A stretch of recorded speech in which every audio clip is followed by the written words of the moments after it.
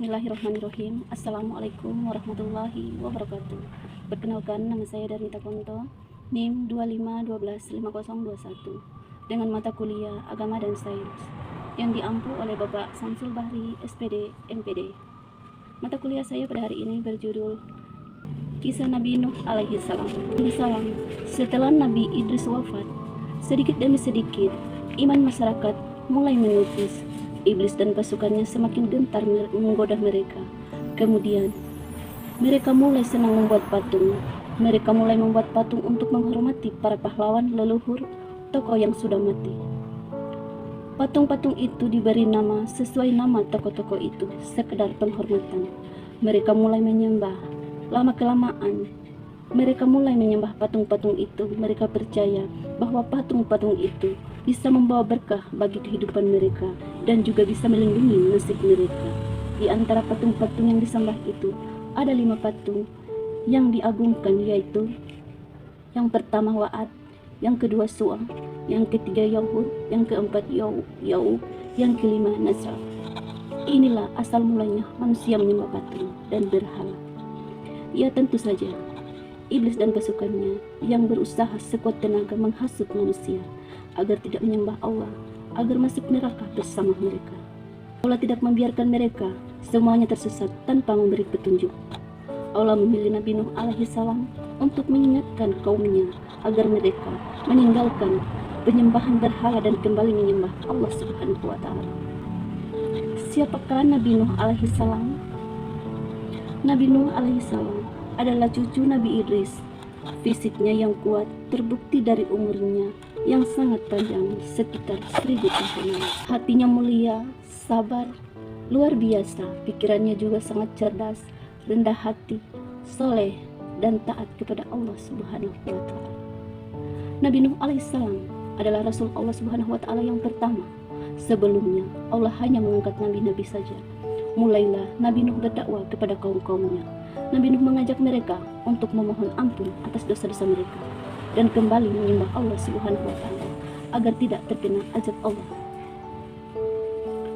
Sangat tekun Nabi Nuh mengajarkan kepada kaumnya dengan caranya, dengan berbagai cara, dengan terang-terangan di depan banyaknya orang, dan dengan diam-diam mendatangi seorang demi seorang berulang-ulang siang dan malam selama kurang lebih 950 tahun lamanya. Kebanyakan dari pengikutnya ini adalah orang-orang miskin yang pekerja kasar, jumlahnya sekitar 80 orang, yakni sebagian besar pengikutnya tidak mau mengikuti ajaran Nabi Nuh alaihi salam. Mereka bersikap angkuh dan sombong dengan menutup rapat-rapat telinga mereka jika Nabi Nuh mulai mendakwakan. Bahkan mereka menentang Nabi Nuh untuk mendatangkan azab yang diancamkan oleh Allah Subhanahu wa taala.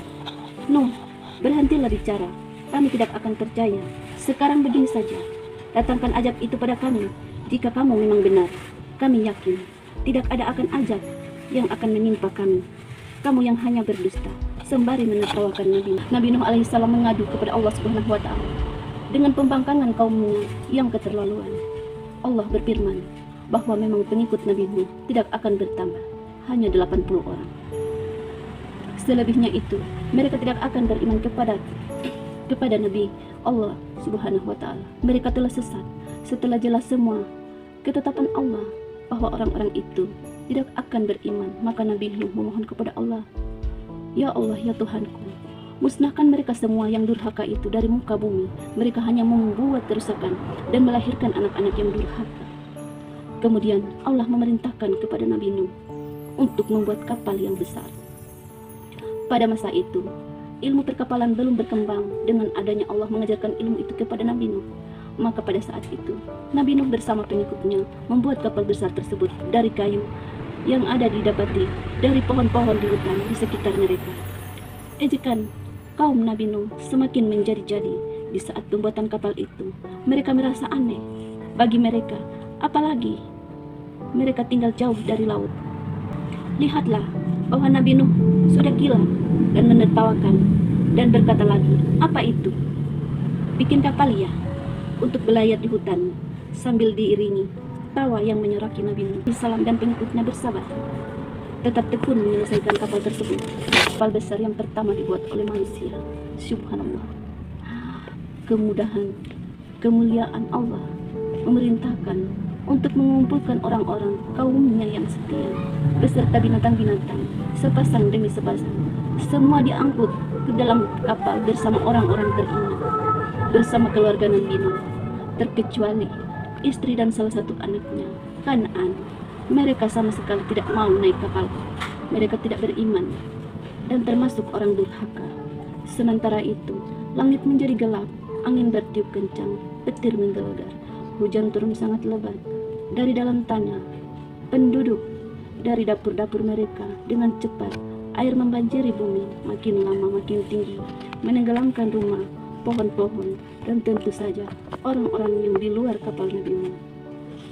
Ketika Nabi Nuh melihat di atas, di sekelilingnya, tampak di depan terlihat anaknya Kan'an yang hendak menyelamatkan diri dari air banjir. Karena kasih sayangnya kepada anaknya, Nabi Nuh berseru, "Anakku sayang, masuklah ke dalam kapal ini, karena tidak ada yang bisa terselamatkan selain yang ada di dalam kapal ini." Seketika itu sang anak menjawab, "Tidak ayah, aku akan memanjat bukit yang tinggi, pasti aku akan selamat." Datang gelombang dan menghanyutkan Kan'an, tidak pernah pulang. Dia termasuk yang dibinasakan. Nabi Nuh sangat sedih, tetapi beliau beriman dan menerima keputusan Allah Subhanahu wa Ta'ala. Di dalam kapal Nabi Nuh bertasbih, memohon ampun dan berdoa tak henti-hentinya. Bersama beberapa hari, Allah memerintahkan bumi untuk menelan banjir itu.